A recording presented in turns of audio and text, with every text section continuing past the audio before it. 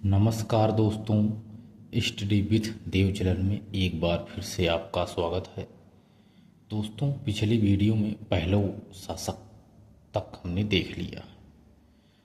अब देखते हैं दोस्तों, अगला वंश है कुषाण वंश। कुषाण वंश पे चर्चा करते हैं दोस्तों। तो प्राचीन इतिहास चल रहा है दोस्तों। यदि आप लोग तैयारी सीरियस कर रहे हैं तो नोट्स जरूर बनाइएगा। बिना नोट्स के आप रिवीजन नहीं कर सकते। तो आइए देखते हैं कुषाण वंश। चीन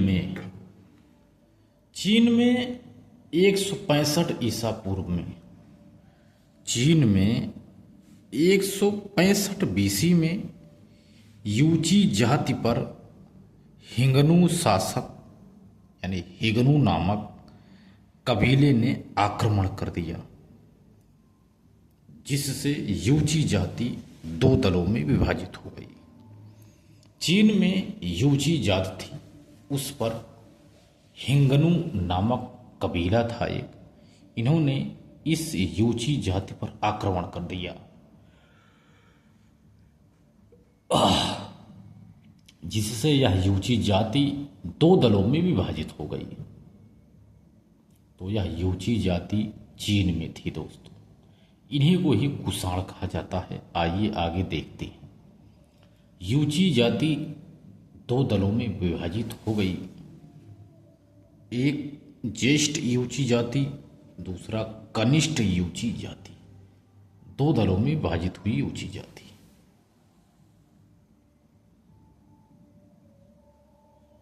ज्येष्ठ यूची जाति, जो ज्येष्ठ यूची जाति मध्य एशिया में आकर बैक्ट्रिया और काबुल में अपनी स्थितियों को मजबूत करके रहने लगी।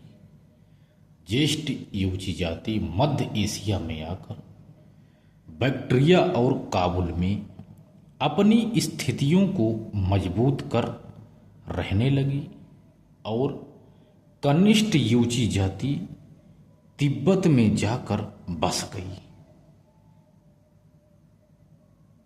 कनिष्ठ यूची जाति तिब्बत में बस गई और ज्येष्ठ यूची जाति बैक्ट्रिया और काबुल में बस गई।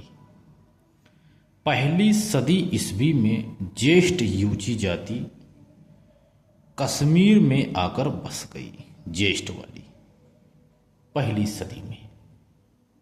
तो 15 ईस्वी में ज्येष्ठ यूची जाति का मुखिया कुजुल कड़फिसेस ने 15 ईस्वी में कुषाण वंश की नींव डाला था। 15 ईस्वी में ज्येष्ठ यूची जाति का मुखिया कुजुल कड़फिसेस ने 15 ईस्वी में कुषाण वंश की नींव डाला। आइए देखते हैं कुजुल कड़फिसेस, जिन्होंने 15 से 65 ईस्वी तक शासन किया था। यह कुजुल कड़फिसेस बौद्ध धर्म को मानता था। तो यह भी नोट कर लो कि कुषाण वंश का जो संस्थापक है, जिन्होंने नींव डाला था कुषाण वंश की, कुजुल कड़फिसेस, या तो यह बौद्ध धर्म को मानता था, यानी बौद्ध धर्म अपनाया था। कुजुल कड़फिसेस ने कश्मीर पर शासन किया। उसने तांबे धातु का सिक्का जारी करवाया। उसके सिक्कों पर धर्म तिथि जैसे शब्दों का उल्लेख मिलता है। उसे अन्य धातुओं के सिक्के भी जारी करवाया था। उसने अन्य धातुओं के सिक्के भी जारी करवाया था। 65 ईस्वी में कुजुल कड़फिसेस की मृत्यु के बाद, यानी 65 में इनकी मृत्यु हो गई। तो 65 में जब कुजुल कड़फिसेस की मृत्यु हो गई तो उनका एक पुत्र था बिंब कड़फिसेस, वह शासक हुआ। तो बिंब कड़फिसेस 65 से 78 ईस्वी तक शासन किया था। तो जो कुजुल कड़फिसेस था दोस्तों, तो वह बौद्ध धर्म को मानता था, लेकिन इनका पुत्र बिंब कदफिसेस शैव धर्म अनुयायी था। यह सोने के सिक्के जारी करवाया था। जैसे एक सिक्का ये है दोस्तों, ये सिक्का है, एक चित्र है, इसमें महेश्वराय शब्द लिखा हुआ है और एक त्रिशूल बनी हुई है। यह सोने का एक सिक्का है बिंब कदफिसेस का। एक सिक्का और भी होता था, नदी बनी होती थी, उसमें नदी बनी हुई थी। ये बिंब कदफिसेस के सिक्के हैं। तो आइए देखते हैं। बिंब कदफिसेस कुषाण वंश का वास्तविक संस्थापक था। बिंब कदफिसेस जो कुजुल कदफिसेस का पुत्र था, उसे ही कुषाण वंश का वास्तविक संस्थापक कहते हैं। उसने तक्षशिला पर अधिकार करके कुषाण वंश के साम्राज्य का विस्तार किया। इसीलिए इसे वास्तविक संस्थापक कहते हैं, क्योंकि इन्होंने विस्तार किया। तांबे के सिक्कों के साथ साथ सोने के सिक्के भी यह जारी करवाया था। बिंब कदफिसेस तांबे के सिक्के के साथ साथ सोने के सिक्के भी जारी करवाया था। बिंब कदफिसेस ने सिक्कों पर, सोने के सिक्के पर महेश्वराय शब्द, त्रिशूल और शिव का वाहन नंदी की आकृति बनाई गई है। ये दोस्तों नंदी है, नदी नहीं, नंदी आकृति बनाई गई है। बिंब कदफिसेस कुषाण वंश के शासकों में सबसे पहले स्वर्ण सिक्के को जारी करवाया था। वह शैव धर्म का अनुयायी था। कुषाण वंश के शासकों में सबसे पहले स्वर्ण सिक्के बिंब कदफिसेस ने जारी करवाया था। इसके बाद कुषाण वंश में आता है कनिष्क। यह बहुत इंपॉर्टेंट है। कनिष्क कुषाण वंश में जो 78 से 105 ईस्वी तक शासन किया था। कनिष्क ने अपना राज्याभिषेक 78 ईस्वी में करवाया और शक संवत का प्रचलन भी किया था। कनिष्क ने शक संवत का प्रचलन किया था। कनिष्क ने 78 ईस्वी में अपना राज्याभिषेक करवाया और राज्याभिषेक की तिथि स्मृति में शक संवत का प्रचलन किया। स्वतंत्रता के बाद भारत सरकार ने, स्वतंत्रता के पश्चात भारत सरकार ने 22 मार्च 1957 ईस्वी को 22 मार्च 1957 ईस्वी को शक संवत को भारत का राष्ट्रीय संवत घोषित कर दिया। 22 मार्च 1957 को शक संवत को जो 78 ईस्वी में चलाया था, उसे भारत का राष्ट्रीय संवत घोषित कर दिया गया। कनिष्क ने 2 राजधानियां बनाई थी। कनिष्क ने 2 राजधानियां बनाई थी। प्रथम है पुरुषपुर, पेशावर जिसे कहते हैं, और दूसरी है मथुरा। ये कनिष्क की 2 राजधानियां थी। कनिष्क ने 2 नगरों की स्थापना भी किया था। कनिष्क 2 नगरों की स्थापना भी किया था। कनिष्कपुर जो जम्मू कश्मीर में स्थित है, तथा सिरकमपुर जो पुरुषपुर में स्थित है, पेशावर।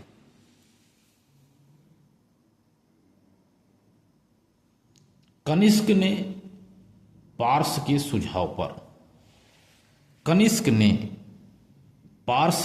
सुझाव पर चौथी बौद्ध संगीत का आयोजन कश्मीर राज्य में कुंडल वन में करवाया था।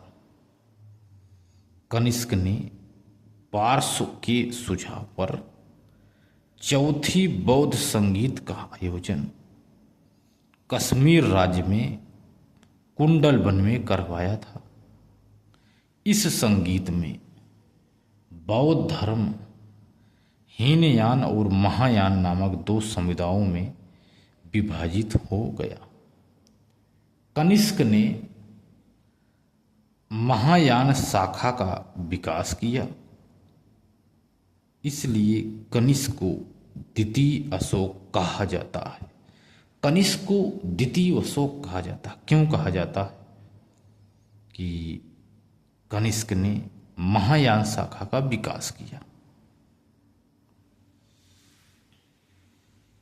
अगला पॉइंट है, कनिष्क ने पहली बार चीन पर आक्रमण किया तो चीन के सेनापति एवं शासक थे पांचाओ, इनके द्वारा पराजित हुआ कनिष्क। किंतु दूसरी बार पांचाओ को पराजित करके चीन के दोनों रेशम मार्गों पर अधिकार कर लिया और वह अधिकार करके व्यापारियों के लिए खुला छोड़ दिया। किसने? कनिष्क ने। आइए देखते हैं कनिष्क टावर। कनिष्क ने पुरुषपुर में 400 फीट ऊंचा 13 मंजिलों वाला एक टावर का निर्माण करवाया था।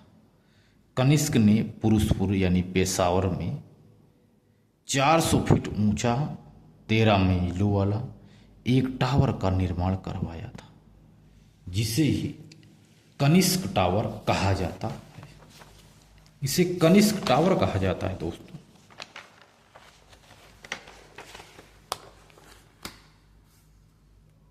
जिसे कनिष्क टावर कहा जाता है। टावर के पास विशाल संघाराम विहार का निर्माण करवाया था कनिष्क ने।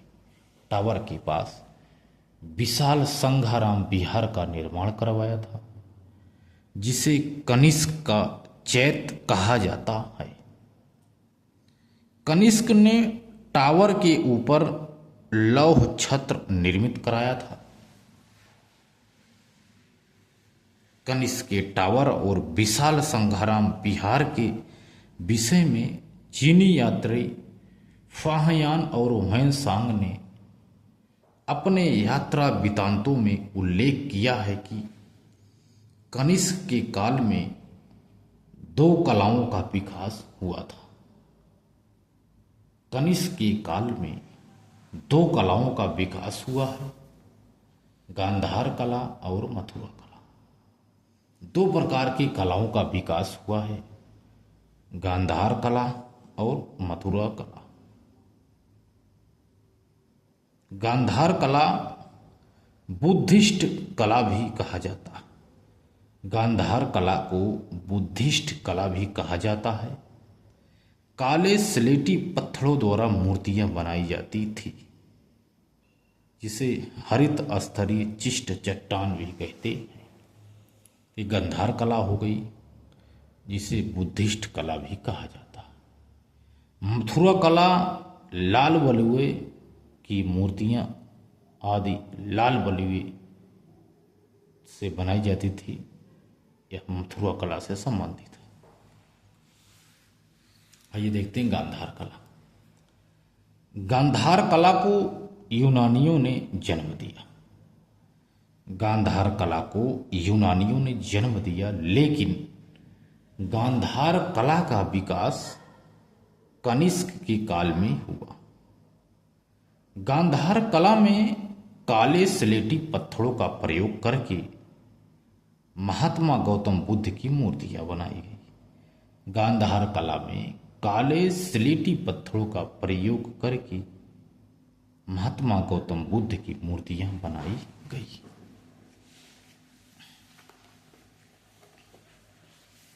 मथुरा कला बौद्ध धर्म, जैन धर्म एवं हिंदू धर्म। मथुरा कला बौद्ध धर्म, जैन धर्म एवं हिंदू धर्म की मूर्तियां मथुरा कला से बनाई गई। मथुरा कला तीनों धर्म से संबंधित है। मथुरा कला तीनों धर्म से संबंधित है। सर्वप्रथम लाल बलुए पत्थरों से महात्मा गौतम बुद्ध की मूर्तियां बनाई गई। अगला पॉइंट, कनिष्क के राज कवि अश्वघोष और प्रधानमंत्री संघरक्ष था। कनिष्क के राजपति अश्वघोष था और प्रधानमंत्री संघरक्ष था। आइए विद्वान देखते हैं। विद्वान,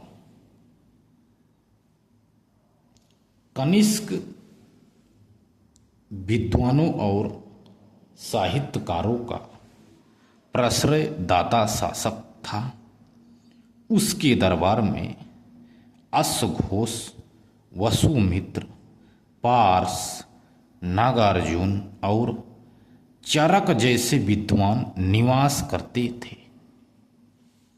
अश्वघोष ने संस्कृत भाषा में बुद्धचरित, सौंदर्यानंद और सारिपुत्र प्रकरण नामक ग्रंथों की रचना भी अश्वघोष ने किया।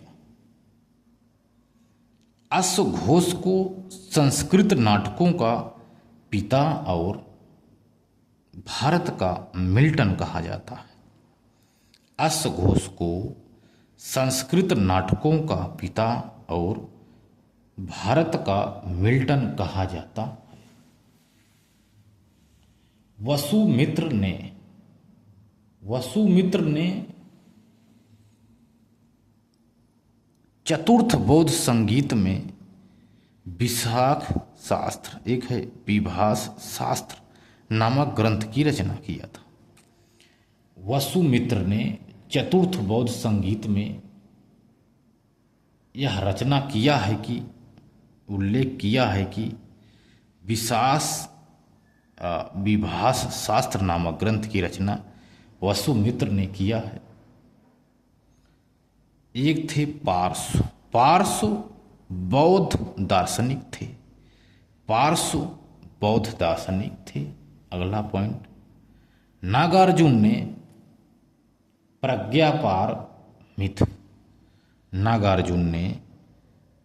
प्रज्ञापारमित नामक ग्रंथ में सापेक्षवाद एवं सुलभवाद नामक सिद्धांतों का प्रतिपादन किया। उन्हें भारत का आइंस्टीन कहा जाता है। नागार्जुन को भारत का आइंस्टीन कहा जाता है। चरक कौन थे दोस्तों? चरक कनिष्क के दरबारी चिकित्सक थे। चरक कनिष्क के दरबारी चिकित्सक थे। उन्होंने तक्षशिला विश्वविद्यालय से अध्ययन किया था। चरक कनिष्क के दरबारी चिकित्सक थे। उन्होंने तक्षशिला विश्वविद्यालय से अध्ययन किया था। चरक ने आयुर्वेद पर चरक संहिता नामक ग्रंथ की रचना भी किया था। उसकी चरक संहिता पर यूनानी चिकित्सक हिप्पोक्रेट्स के आयुर्वेद का प्रभाव दिखाई देता है। चरक हिप्पोक्रेट्स के समकालीन था। यही है चरक कनिष्क के दरबारी चिकित्सक थे। उन्होंने तक्षशिला विश्वविद्यालय में अध्ययन किया था। चरक ने आयुर्वेद पर चरक संहिता नामक ग्रंथ की रचना भी किया था। उसकी चरक संहिता पर यूनानी चिकित्सक हिप्पोक्रेट्स के आयुर्वेद का प्रभाव दिखाई देता है। चरक हिप्पोक्रेट्स के समकालीन थे। आइए देखते हैं कनिष्क की उत्तराधिकारी। कनिष्क की उत्तराधिकारी हुए वशिष्ठ के बाद हुबिस्क के बाद कनिष्क द्वितीय, इसके बाद वासुदेव जो अंतिम शासक था। एक कनिष्क के उत्तराधिकारी। तो तो आइए नोट देख लेते हैं दोस्तों। नोट वेरी इंपॉर्टेंट, कुछ नोट्स हैं, 2-3 नोट्स हैं पॉइंट में, आइए देखते हैं। कुषाण शासकों ने सबसे शुद्ध सोने के सिक्के जारी करवाए थे। इन सिक्कों का वजन 124 ग्राम था। तो दोस्तों ध्यान देना, कुषाण शासकों ने सबसे शुद्ध सोने के सिक्के जारी करवाए थे। इन सिक्कों का वजन 124 ग्राम था। कुषाण काल में सर्वाधिक तांबे के सिक्के जारी करवाए गए थे। कुषाण काल में सर्वाधिक तांबे के सिक्के जारी करवाए गए थे, किंतु इस काल में चांदी के सिक्के जारी नहीं हुए थे। कुषाण काल में चांदी के सिक्के जारी नहीं हुए थे, सिर्फ तांबे और सोने के जारी हुए थे। अगला पॉइंट, मौर्योत्तर काल में भड़ौच, सतारा, ताम्रलिप्ति प्रमुख बंदरगाह थे। इन बंदरगाहों से पश्चिमी देशों के साथ और चीन के साथ व्यापार होता था। तो यही है दोस्तों। तो दोस्त मिलते हैं और एक बेहतरीन क्लास में, तब तक के लिए धन्यवाद।